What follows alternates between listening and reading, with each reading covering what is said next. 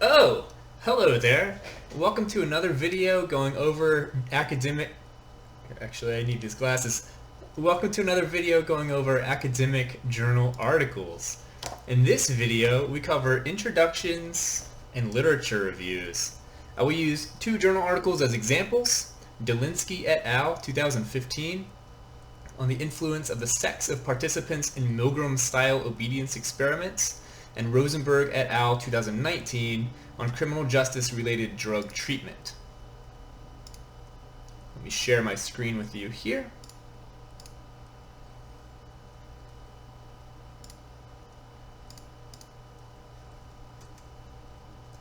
Okay. Every paper that you write, that you ever read or write, will have an introduction. This is not always labeled introduction, but it is the first section or the first part of every paper. Introductions serve three main functions. First, they set the stage. When you read a good story, the author pulls you in. It was a dark and stormy night. David had just put the kids to bed and turned on the TV when he heard a long, slow, scratching sound from the window. You know what genre that story is. Horror, suspense, and you have important information for understanding what's going on. The weather is scary, David is alone, something is out there. If the author just began, David heard scratching at the window, that's not nearly as spooky because the stage was not set well. His dog wants to go outside, most likely, and that's boring. Unless the dog is going to pee on the floor or poop on the floor if you don't let it outside, in which case it becomes scary. Research papers usually are not as eye-catching, but their introductions should do the same kind of thing. They pull the reader in, often with some interesting statistics, or a case description, or an explanation of why the author is writing about the topic. The second thing that introductions do is clearly state the topic or problem. So they don't only set the stage for the research on whatever topic, but they clearly define and describe the topic, problem, or issue. They state why it is important to address. The third thing that introductions do is they state how the paper addresses the problem. They state what the paper does, what it achieves, what its aims or objectives are. Readers want to know why they should commit time to reading this dense piece of academic writing, so the introduction must set the stage well, clearly state the problem, and it must answer the infamous "so what" question. The next time your teacher starts a lecture, raise your hand and ask, "So what?" If they can't tell you, then they have failed to properly introduce the topic to you. If you get in trouble, just tell them that some guy on the internet told you to interrupt them. Answering this "so what" question is really important. Often, you will find the research question, the thesis statement, or hypotheses in the introduction too. But if not, they're likely hiding out somewhere in the literature review section or methods section. Now, researchers never work in a bubble. Every piece of research, every experiment, every discovery, every paper was done on the shoulders of giants, so to speak. We have this cultural myth of the lone scientific genius, but that's bullshit. A key part of the scientific method, and most any other method of inquiry, is to read what others have said about the topic before you begin. If you do not read what others have said, then you will repeat what they have already done, including making their same mistakes. You will be ill-informed, and you will have wasted your time. It's like you're walking into a party, overhearing someone say, "pizza," and you say, "I like pizza," but they're way beyond that. They've already established that everybody likes pizza. In fact, they've already eaten the pizza, and there's none left for you. You did not bother to ask what they were talking about regarding pizza, and so your contribution to the conversation is irrelevant. Authors of journal articles know this. So every piece of academic writing first reviews important research literature pertaining to that topic in order to situate it into the larger scholarly conversation. Literature reviews show what other scholars have said about the topic and how this research fits into those conversations. So literature reviews serve at least 5 important functions in the paper. First, they provide scholarly context for the research. This is why literature reviews often appear not in their own specially titled literature review sections, but in the introduction or background sections. Second, they identify gaps in the literature on this particular topic, question, or problem. If an author identifies a gap in the literature, there is a good chance that one purpose of their research is to fill that gap. Third, literature reviews support the author's thesis or argument.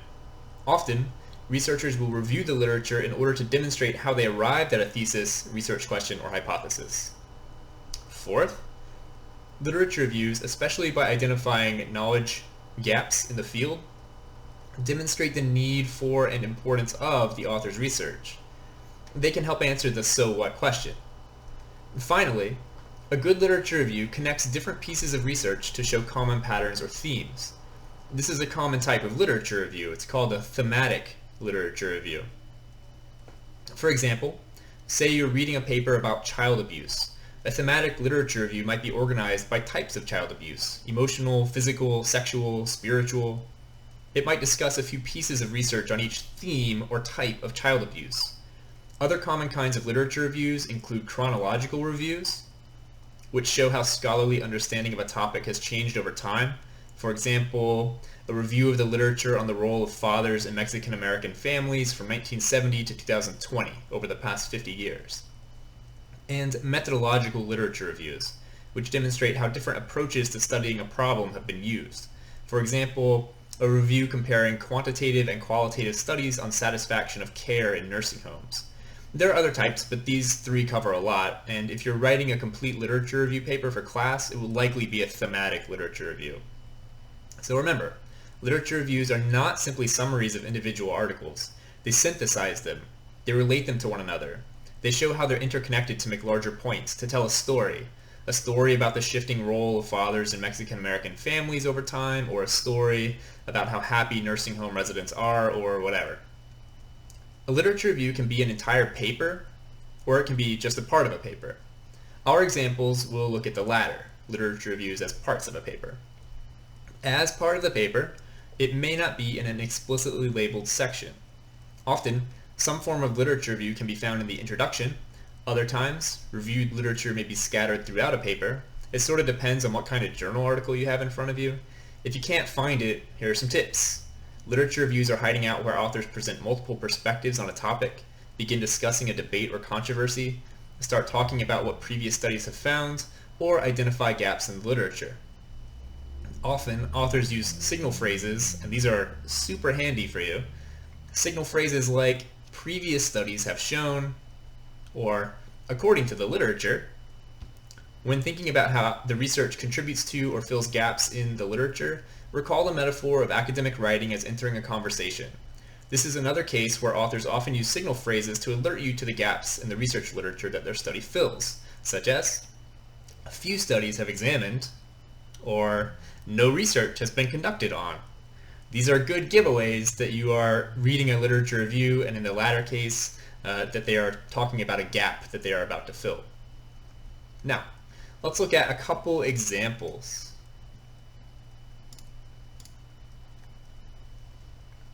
The first one that I want to look at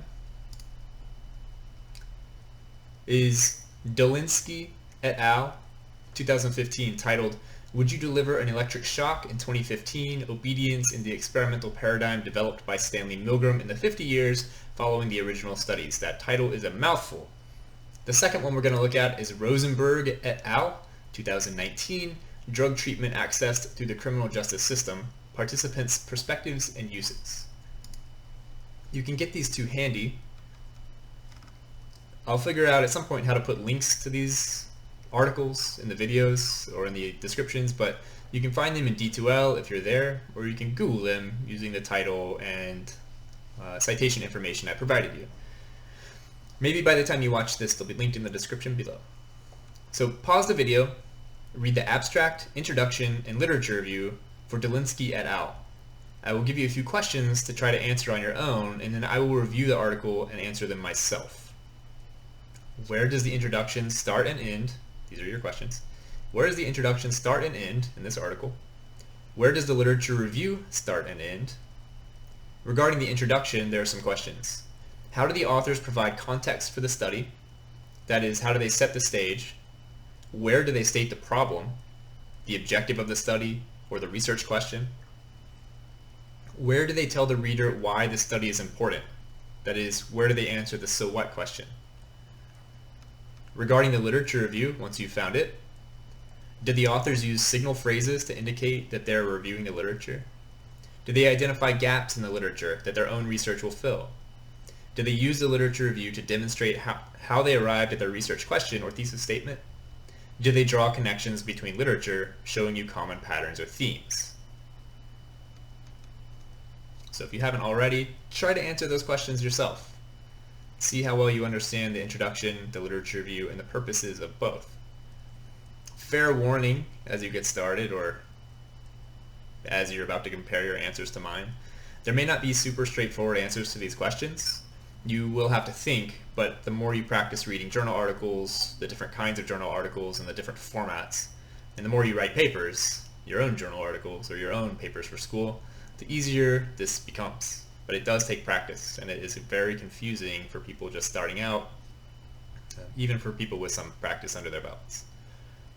So if you are looking at Dolinski et al. 2017, I think I mistakenly maybe said 2015. Actually, which one is mistaken? It's 2017, right? We can look up here if we think we made a mistake with the date. So I think I said 2015 earlier, but it's 2017, as you can see in the citation information. Okay, so we read the abstract, blah, blah, blah, blah, blah. Well, we immediately see that there are no labeled sections until the procedure, which, spoiler alert, is the methods section. It's called the procedure here. So remember, the first section, whether it's labeled or not, is always the introduction. So this is the introduction. It starts here, right at the beginning. And somewhere in this long introduction, the authors will focus on reviewing the literature. So the introduction sets the stage, providing the reader important background and context for the paper. What is the context of the study? How do the authors set the stage and state the problem? How do they answer the so what question and tell us why this paper is important? It immediately states that this research follows, and I'm trying to bounce around here between my printouts where I have made notes and the PDF that you can see. It immediately says that this research follows one of the most important, if not the most important,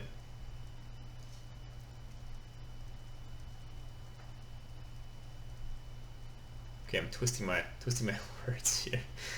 My script is off a little bit. It immediately states that this research follows one of the most important social psychological studies of all time. That certainly helps set the stage. The first paragraph continues by summarizing the main finding of the classic Milgram studies. The second paragraph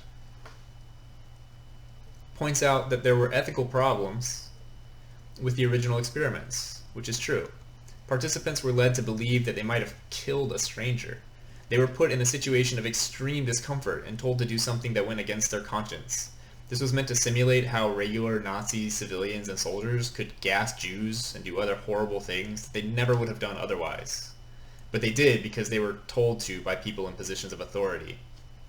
So Milgram's experiments, after publication, were found to cross boundaries of research ethics. They were not able to be replicated, which means that we don't know how well his findings hold up today. This is a famous study, but people haven't really figured out how to redo it ethically. So we have these cool findings, but we don't know how well they apply, really. So some attempts at replication are described, all with serious flaws, and then the authors make a key summative point on top of page 928. Is that the first page? On top of page 928. One thing is certain. Since the original experiments by Stanley Milgram, we have yet to find a successful way of reconciling realism with the care for the well-being of the study participants. Which is what I just said. That they haven't found a way to ethically redo this study or replicate this study yet. Well, guess what this research is going to do? I'll give you one guess, right?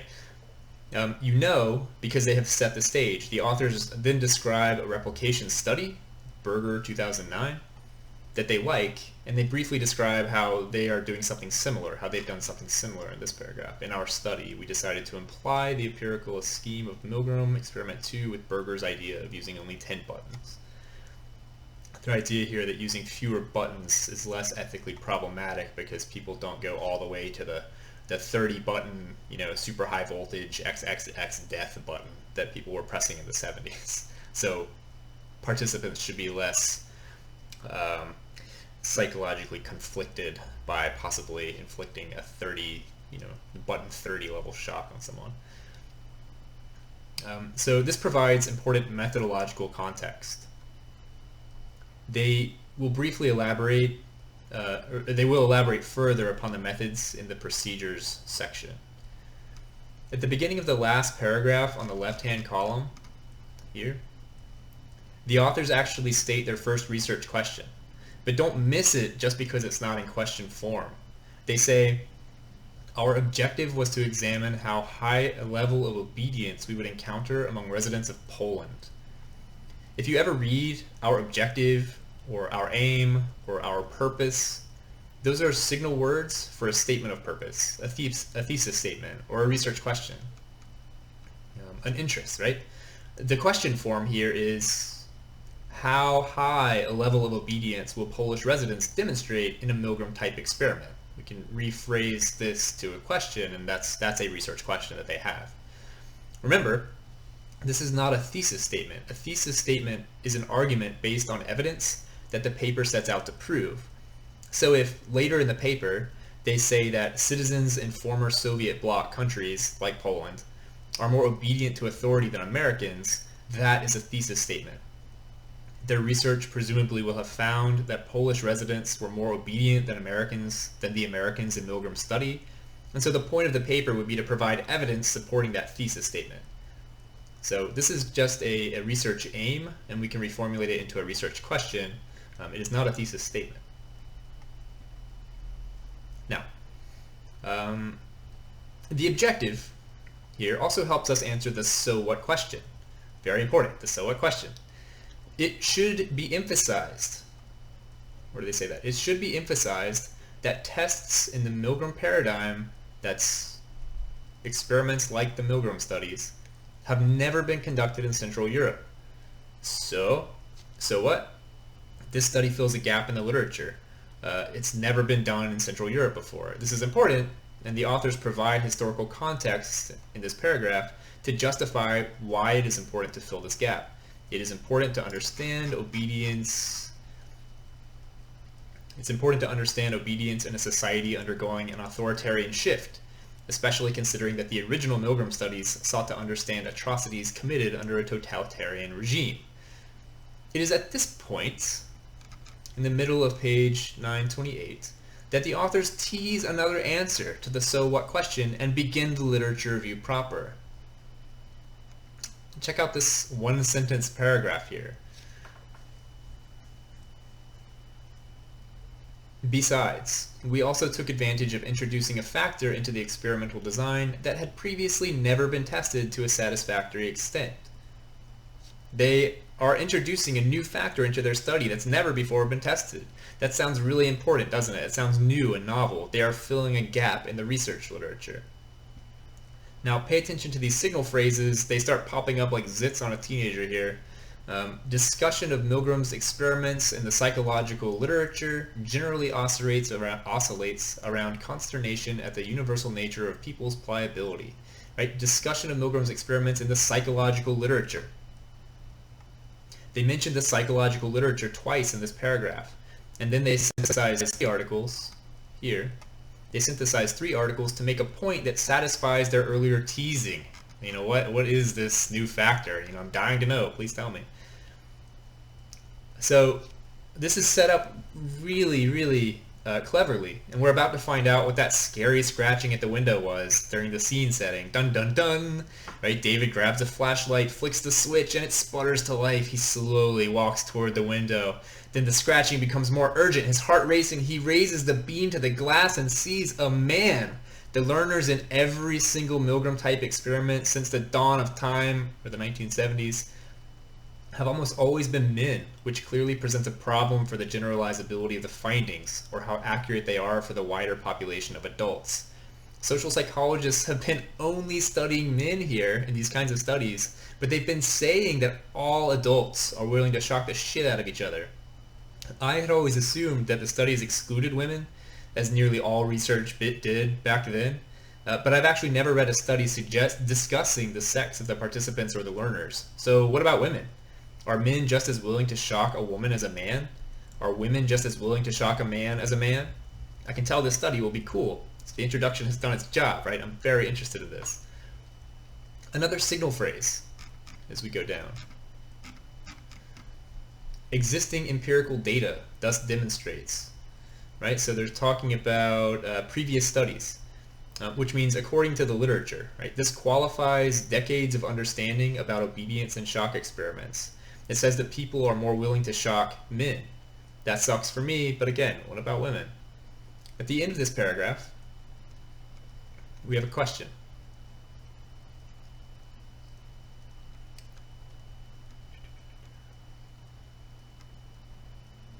They ask a question which they answer with the remaining literature review.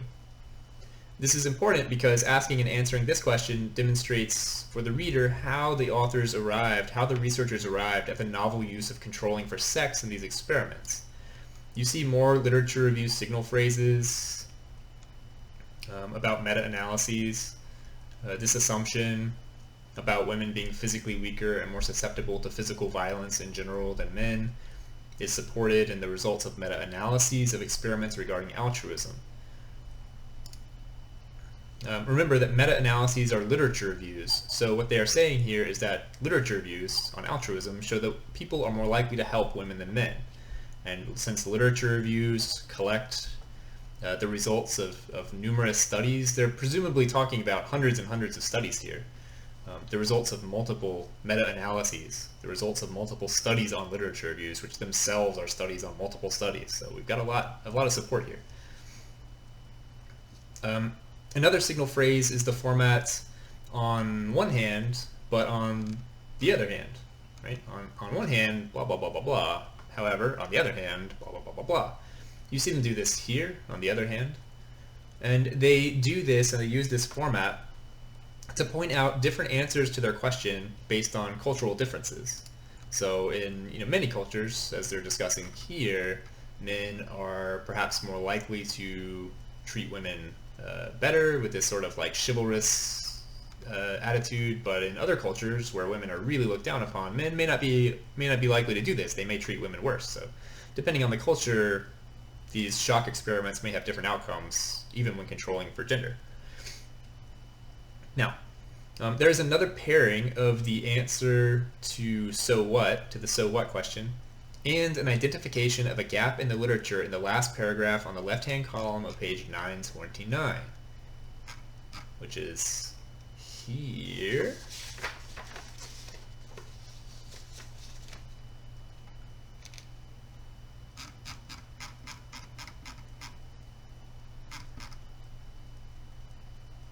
Which is where?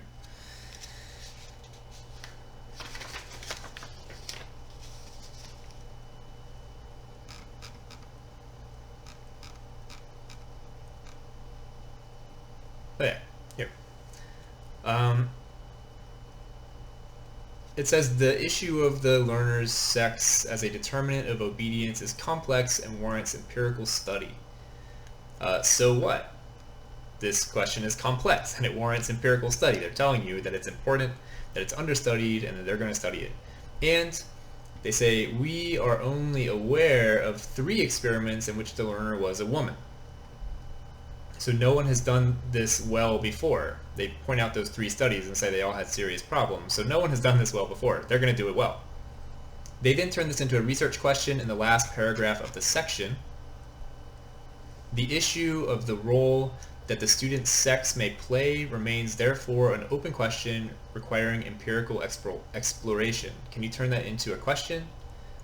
Put another way, what is the role of the sex of the learner on the participant's willingness to administer increasingly high voltage shocks in obedience to authority? And there you have it, the introduction and the literature review of this article broken down. I hope that made sense. We can move on to another example more briefly. I said in the beginning of the video I would do 2 examples. Here's the second one. It'll be quicker and dirtier. So read the introduction and the literature review now, and you can answer those same questions for yourself that I posed you earlier. Where does the introduction start and end? Where does the literature review start and end? Regarding the introduction, how do the authors provide context for the study? How do they set the stage? Where do they state the problem, the objective, the research question? Where do they tell the reader why the study is important? Where do they answer the so what question? Regarding the literature review, do you see any signal phrases? Do they identify gaps in the literature that their own research will fill? Do they use the literature review to demonstrate how they arrived at their research question or their thesis statement? Do they draw connections between literature, showing you common themes, blah, blah, blah, blah, blah. This one is about half as long as the first article, so you don't have to read quite as much. But unlike the first article, this has a clearly labeled introduction, which, doesn't really matter because you know that the beginning of the article is the introduction no matter what, but they put a label on it. But there's still no clearly labeled literature review, right? There's nothing else labeled until research setting, which is really kind of a part of the methods section. I know there's a separate methods section, but I would argue that this is more methodological context. It is introductory, but I would argue that it's a separate section, not literature review, not introduction, somewhere in between. But the literature review begins really in the second paragraph. First paragraph, second paragraph, literature review starts here. We'll see why in a second, but the first paragraph simply provides some stage setting context on the criminal justice system and drug treatment programs, including what treatment programs are most common. The second paragraph identifies several problems with drug treatment programs accessed through the criminal justice system. Where does it synthesize this list of problems from? Where do they get this list of substantial problems with drug treatment programs? They get this list from the literature, from doing a literature review. They reviewed literature on this question, they collected all the problems that these other papers discussed, and they organized them into the problems you see here. First problem, second problem. Do you see a signal phrase in this paragraph, anywhere in this paragraph, that might tip you off that they're reviewing literature? There's one down here. A recent review found, right, a recent literature review that we reviewed found.